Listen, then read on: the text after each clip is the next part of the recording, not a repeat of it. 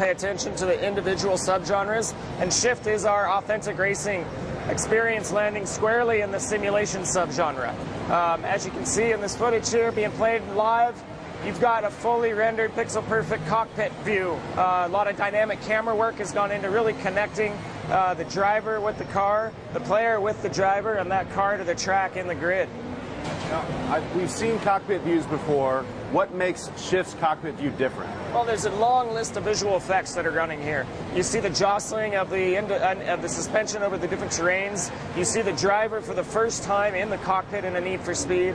You see a lot of effects of impact, G-force modeling.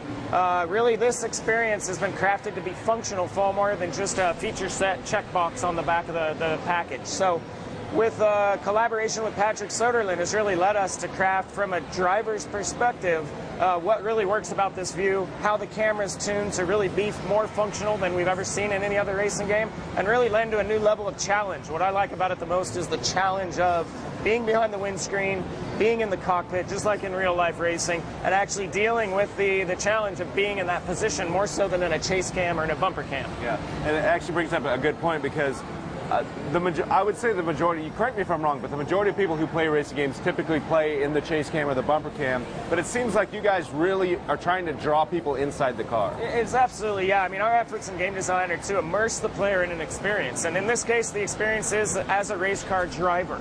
Our driver profile is the backbone of our career. We'll talk more about that in a minute. But as a race car driver, the experience behind the wheel is what it's all about. The chase cam has been a requisite of Need for Speed. We've never done an interior this well modeled, so our players have gotten used to arcade racing from behind the car. Real race car drivers who play video games typically play from the bumper, but an immersive experience is being a guy who's gripping the wheel, who's actually moving the shift, working the pedals, and is feeling the effect of the impact at high speeds. So because of that, someone who's new to Need for Speed Shift, or even racing games in general, you want them in the cockpit, but how do you make it so it's an approachable driving experience for someone who's new? Well, it really is the wow factor, you know, and it is the visuals first, and it's the experience second, and it's the action of the race at every moment in the grid. And it's really just that innovation in this space. You know, the sterile simulation space really innovates technically, but we try to innovate visually as well, and the visual wow factor of the experience that we've never seen in this subgenre of racing, of being behind that wheel, of experiencing everything that we've gained from Patrick Soderlund's time behind the endurance race cars, really adds that kind of, this is what it looks and feels like to be a race car driver at top speed. Tell us who Patrick Soderlund is. Now, Patrick Soderlund's our executive vice president of our games label in Europe. He's one of the DICE co-founders, and in his spare time, he's a professional endurance race car driver in the GT3 class. So he has spent, along with Slightly Mad Studios, who's our developer here on Need for Speed Shift, about the last year and a half crafting the true driver's experience. And the true driver's experience is kind of the top line for all of those effects we've talked about, we've described, we've showed in the trailers, of being behind the wheel of these cars, of feeling the punishment of the impacts, of feeling the G-forces with every acceleration, with all the braking, the camera system, and the effect system that play all that stuff up in concert to really create something that I consider far more innovative than we've ever done in Need for Speed. I know that Slightly Mad Studios has a lot of experience in the racing genre, and because of that, this may be the first Need for Speed game that could have potentially appealed to hardcore racing fans, I would imagine. Absolutely. I mean, Slightly Mad Studios brings a long pedigree of hardcore passion for simulation racing. And these guys are superstars in the segment. They're huge fans of the automotive sport, which Shift is rooted in professional automotive sport, and they know what they're doing. And they built this tech, a multi-threaded architecture from the ground up for next-gen consoles and PC, and they've delivered really one of the most compelling-looking driving experiences to date. All the credit to them, Patrick Soderlund, certainly in collaboration with Black Box Studios, to bring not only a unique experience to the simulation racing segment, but something best of breed to Need for Speed. I know there's a lot of different things to do in this game, and I know we're going to talk about career mode, but let's talk about when you fire the game up for the first time, what can you do? What kind of modes are we choosing from? Well, certainly Need for Speed has always been about career structure and introducing the player to a bit of an experience, and we're crafting an experience that takes the player through, you know, the beginnings of an automotive professional race car driver, really starting off with stock cars, starting off with game modes available both online as well as in Quick Race, but primarily as a single player career experience, starting off small, if you will, and building up a driver profile. what Need for Speed Shift is introducing this year is who you are behind the wheel.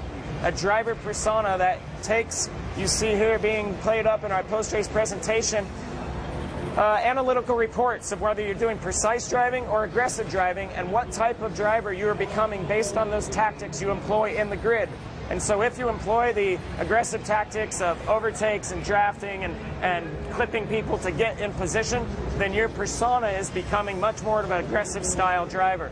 The game on many levels is challenging you to follow precise challenges, to earn rewards and unlocks based on those precision challenges, and to become an all-around driver ultimately in the game is the goal. But certainly building upon who you are as a race car driver is something we're crafting in that experience, building upon your vehicles really as specific to the race, the track, the types and drift, and in competition circuit racing. The game is introducing F1 and GP layouts from around the globe, as well as some fictional tracks, a long list of cars, some brand new first for Need for Speed, some classic cars we've just announced online as well. So really the experience of being in the automotive industry, building up your persona of being a race car driver, seeing that evolve on many different levels related to your success level, your personality in the race, the badging system that we have, really a nod to our favorite first-person shooter games in a player profile that's progressing whether you're playing online in the quick race or in career. It's transparent no matter which mode of gameplay you're in, your driver profile is progressing. So if you're only an online player, a persona is being created for you based on the experiences you have online, very unique career path if you will. Whether you're playing quick race or career, it's all transparent. And so it becomes a very evident way for people to see what the competition looks like, what they've achieved, and who they're playing against. So 2 follow-ups on the career mode. What do you're earning points for finishing a race driving in a particular way. A, what do I get out of that? And if I drive a crappy race, am I punished? Well, it's certainly all about fun and accessibility and Need for Speed. I mean, something we found looking at the simulation segment was it's often a grind. It's often a grind to have to learn the track, every break point, every corner, and compete with a perfect AI. And so there's a number of things that bring in the career mode in the driver profile, a number of levels of rewards and unlocks that players are getting. One, for learning the track, for learning the break points and achieving milestones within a race. They are earning unlocks for performance upgrades. They are earning rewards in cash, and they are allowing themselves to learn the tracks and the vehicles they're in without necessarily having to place first. So one of the things in the career mode we're introducing is that certainly at some point you will have to achieve a podium finish, but that doesn't always have to be first. It doesn't always have to be your first time out. You're still competitive, you're still learning, you're still setting sector times, earning star rewards, cash rewards, and driver profile points against your experience in that particular event. We want to keep the player in the event to the finish. We want them to finish every race, to build experience, and eventually come back and nail that podium win. You want to take some questions from the audience? Yeah, absolutely. That'd be awesome. All right, let's fire some up. Let's see here. Well, Magnus Muru from Estonia, he's asking about, he's basically asking, are there any supercars? But I guess the wider question is, what kind of cars are in this game? Well, this game's really, I mean, we've introduced our car list just recently, and it's just what's going in the box. As Need for Speed Undercover is shown, we've taken a step in the direction of supporting post-launch development, continue to work out deals and announce surprises for the Need for Speed community. The cars, some of the more exciting cars I love are the Zonda F, the Zonda R. Certainly, we just announced our cover boy car is the BMW Racing GT2. Beautiful, race-modified, 2 of a kind in the world. That's certainly a supercar elite. Lamborghinis, Porsches in top-tier classes. So certainly a wide complement of high-performance race cars, high-performance supercars, and certainly some pretty cool announcements coming in the weeks and months to come.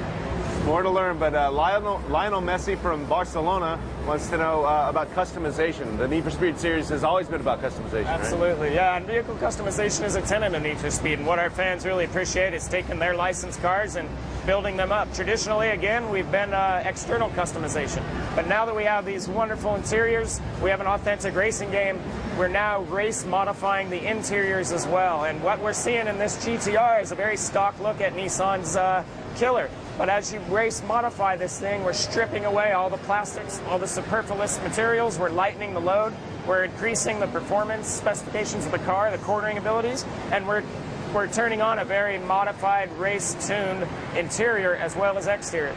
The visual modifications will affect things like downforce. Tunable options go pretty deep. Slightly Mad Studios, again, is hugely interested in having one of the most complex performance tuning systems in Need for Speed. And so what fans really love the performance tweaks, the performance tuning, certainly that apply to each race, condition, and every track, are certainly a long range of options. Do you need to know about things like gear ratios and things like that to get your car tuned up? Absolutely not. I mean, something, again, that goes towards the fun factor in Need for Speed is making sure players that just want to upgrade a car have an option too. And so to have performance tiers, those players are going to understand performance tier 1 versus performance tier 4. Upgrade, one click, and things are done for them on a very low level. So people can get pretty deep in the system, but we've also abstracted a lot of that away to just make it simple and fun. Great. This guy's named Dieter, and he wants to know about car damage. Absolutely. I mean, Pro Street introduced car damage on licensed vehicles for the first time in Need for Speed. Undercover as well, and now, again, in an authentic racing design, we feel car damage, especially performance damage, which I believe is what the